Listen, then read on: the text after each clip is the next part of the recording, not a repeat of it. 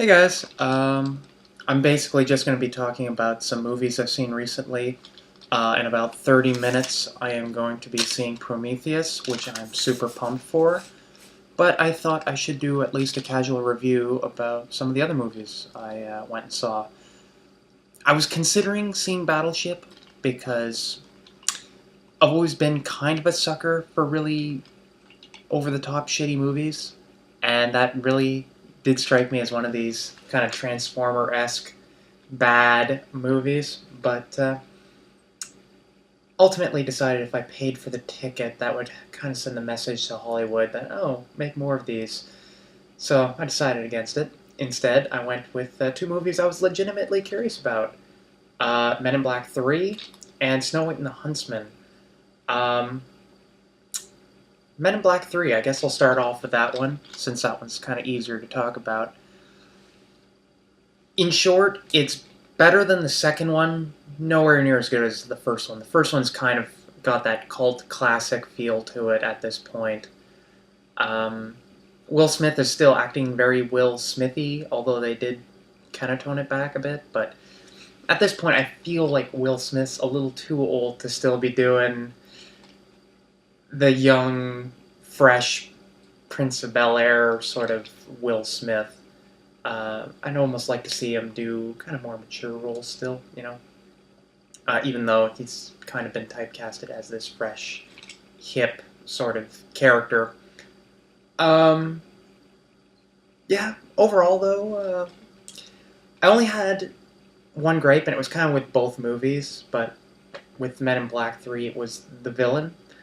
I didn't feel that the villain was properly used or intimidating. Um, Spoiler alert, but this villain has this kind of like this creature that goes into its hand, and it can shoot out these needles, which are like instant lethal or something. Um, but beforehand, the creature was kind of sentient and would do its own thing, and was even shown in one scene, like very early on, that it could like chew through metal locks and undo these locks in like a ridiculously fast rate. And it's never kind of brought up ever again for the rest of the movie. It's just in his hand and keeps shooting things around everywhere. It kind of felt underutilized. Another thing is he travels back in time because the whole plot is about him traveling back in time to kill off Agent K for having blown off his other arm. And now you have two of them, one with two hands and one with the one hand. And once again, it felt like the whole villain was completely underutilized.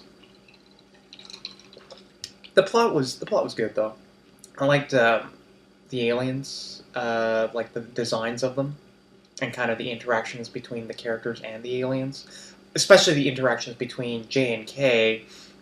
Really strong in here, and it's kind of interesting whenever K gets erased out of existence and J has to go back in time to work with previous K, that he doesn't actually, like, they actually kind of reverse kind of the roles a bit, because Agent J, who's normally kind of the very easygoing, loose sort of agent, is now like the, come on, we got a schedule, we got a timetable to follow, and Agent K is kind of the more looser one. It's kind of an interesting plot device, or kind of change up, I guess would be more accurate.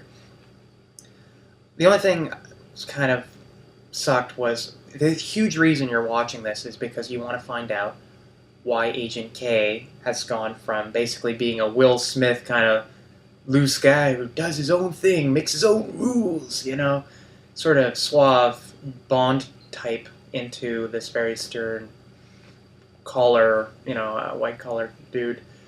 And yeah, that did pull me through a good chunk of the movie, because I was kind of curious as to what's going to happen near the end that's going to be so dramatic, that's going to make him change forever. And then I saw, spoiler alert, this black general come in, and I'm like, there's only one other black person in this entire movie, really, so yeah, we all know where this is going to go, and of course it ends up being Agent J's father. And it kind of brings back to a scene like right at the beginning, whenever he's like, oh, don't talk about your father like that. So I kind of knew where it was going right away.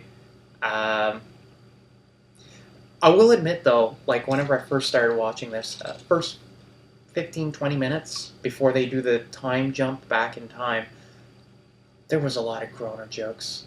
A lot of groaners. Especially like there was this one thing where they're doing kind of a funeral service for one of the previous agents on the team, and the woman Agent O starts speaking in this weird fakey alien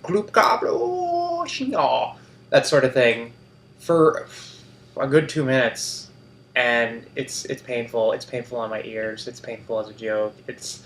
And I was really worried, but the minute they do the time skip, I'd say even a little bit before, I did like, he goes up to this guy who is basically the son of the Time Lord who's developed this time machine. It's like, yeah, but the first thing we're going to have to do is get high.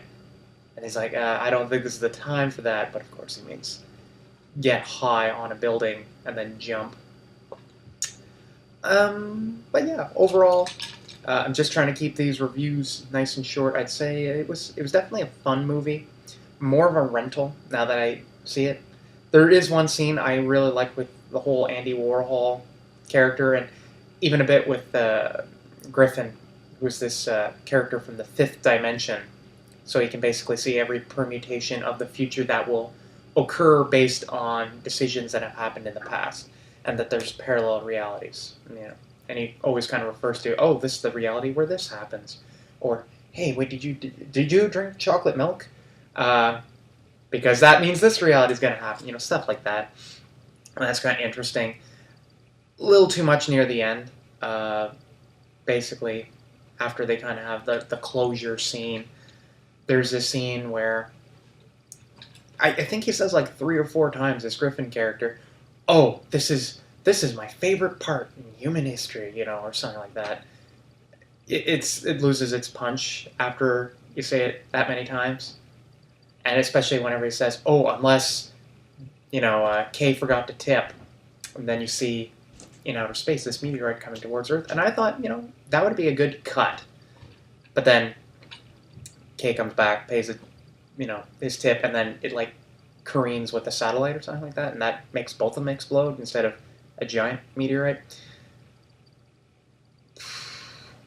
It was it didn't know when to cut the joke. So... But that's minor nitpicking, I guess, at this point. But yeah, that was my major complaint. It was slow to start, and I kind of felt that the villain was underutilized, and he wasn't ever a really threatening villain where you thought, oh, he could win. Now, what drags you through is you want to see these the character development. It was really, it's nice seeing the characters play off each other. It's like a Lethal Weapon kind of movie, where even if the villain isn't good and the plot isn't that good, you want to see the characters interact. That's kind of what you're paying for. And while there isn't much of a payoff for this big mystery as to what made kind of Kay the agent that he is, it's still a fun ride. I really like the alien designs, as I said. I'm starting to repeat myself, so I better go on to Snow White and the Huntsman.